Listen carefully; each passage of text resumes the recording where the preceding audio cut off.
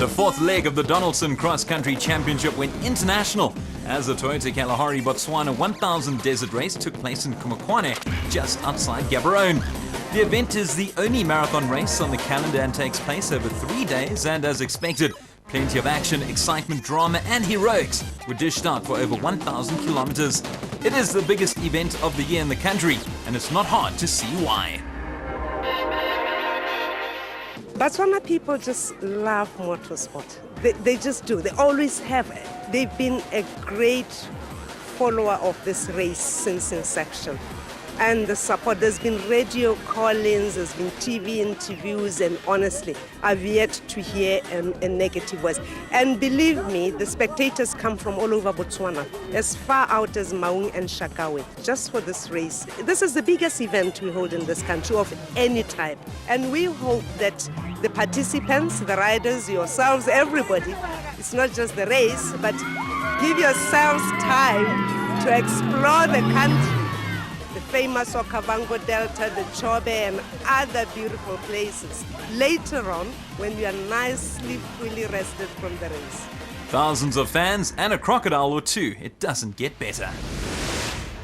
It's regarded as the toughest race on the planet, the Dakar Rally. In 2013, South Africa's Cyril van Biljon took on the treacherous South American terrain for the first time. And not only did he reach the finish, but he also won 3 stages on a quad. Now he makes his Donaldson cross-country debut for Atlas Copco. Ek sien baie uit hierna, weet ek meen dit is 'n ou desert race, ons het dit baie gereis met 'n quad en alles. Ons hoop die windjie kom 'n bietjie op vir weet om die stof weg te vat, maar ek sien baie uit hierna. Ek dink dit behoort nog al 'n goeie ding af te gee. What was the motivation to get you back into the car? Well, the motivation is I've got fuel in my blood. Last year I took on a new challenge in the corporate environment that I'm in. I didn't have a chance for this. Things have settled down a bit now, and I've got withdrawal symptoms. So it was time. Making their debut as a team, Freddie and Sine Kriel in their Unifreight Ford Ranger. Pretty excited. Baie sien baie uit daarna om te ry, bietjie self te bestuur. Ek het almal genavigate, my bestuur is bietjie anderster. Ons het nogal baie training by die huis gedoen, 'n navigational training saam met my pa Kobus en so ek dink ek is redelik voorberei. Nou moet ek net reisondervinding kry. The pair certainly had their work cut out for them as they were up against some stiff competition in the production vehicle category. Also competing, Henny de Klerk from LA Sport. Tell us about joining the RFS stable. Yeah, I mean, my original Hilux I bought from them, you know, a great team, great guys, you know, got a great setup, you know, and I was fortunate when Hannes retired last year that his car came on the market, you know, and I chatted to them, you know, bought the car, but at the same time, you know, they're looking after the car as well, and you know, I've got a real professional team looking after it, you know, dedicated mechanics, dedicated team, so it's just now I've gone from, you know, from a good team to an excellent team, from a service point of view, from a dedication point of view, and from a professional point of view. All eyes were on Team Castrol, Soita, Anthony Taylor and Dennis Murphy, who dominated Day 2 and started Day 3 with a 45-second lead over Ichu Dubrain and Henry Ichu. The pair, however, closed the gap on the leaders in their Toyota Hilux. Well, they couldn't quite capture another win, but they did find a place on the podium. Chris Visser and Jampie Bardnos from Ford Racing finishing third. Just out of the medals, last year's winners, Duncan Foss and Rob Howie from Castrol Toyota. They may have struggled to find the flag this season, but not so in Gaborone. Fifth for Christian Duploy and Henny Testeja from RFS. Thomas Rundle and John Moore from Regent Racing, 6th in production, but first in the Dakar Challenge. The Atlas Copco pair of Johan van Staden and Mike Lawrenson, who said the race is unbelievable, but also unbelievably rough. The BMW X3 of Henny de Klerk and Johan Smulberger coming home in 9th place. Rounding off the top 10, Terence Marsh and Gerard Skitter from Regent Racing. Finishing just over a minute behind them, another Regent Racing pair, Jürgen Schroeder and Mike Abramson in their Nissan Navara. A credible 12th for siblings Jacques and Lizelle van Tonder in the Unifreight Ranger tackling this race for the first time. While time barred on Day 2, Rowan Lamb and Lyle Parker from Force Fuel did start Day 3 afresh and were first of the non-finishers, claiming half points. Also capitalising on the half-point system that accompanies this marathon race, Malcolm Koch and Johan Berger A DNF on day 2, but some handy points on day 3.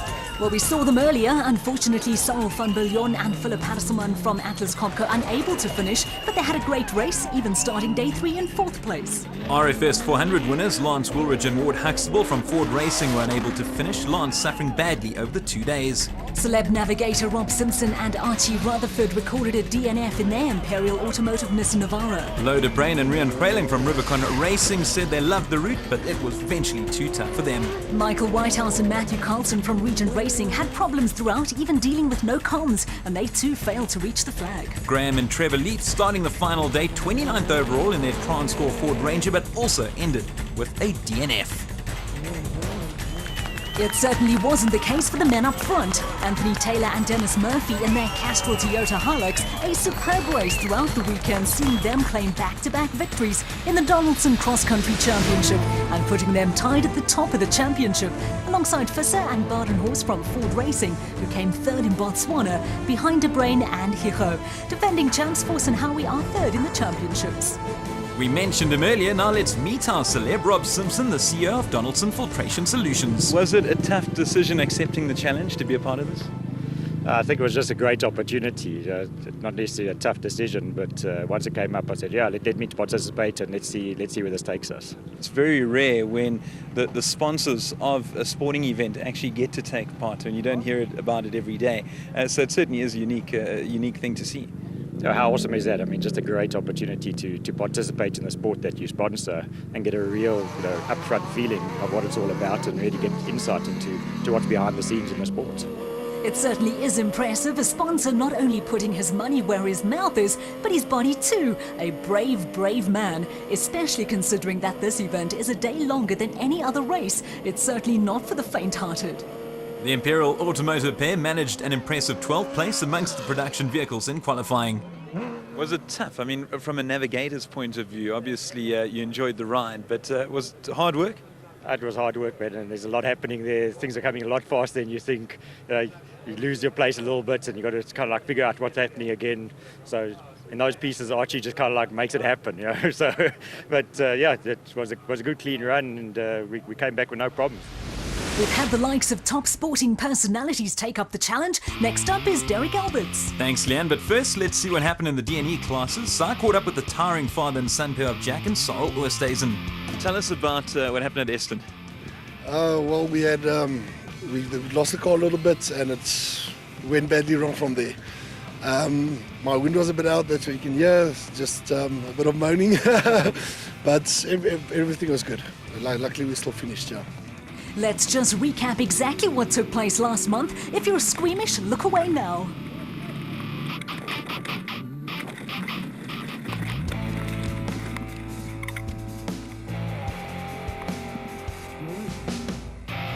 Well, the car's looking great. Thank you. A lot of work, probably about 200 hours in the last 2 weeks. So it's been a flippin' long haul to get here, yeah.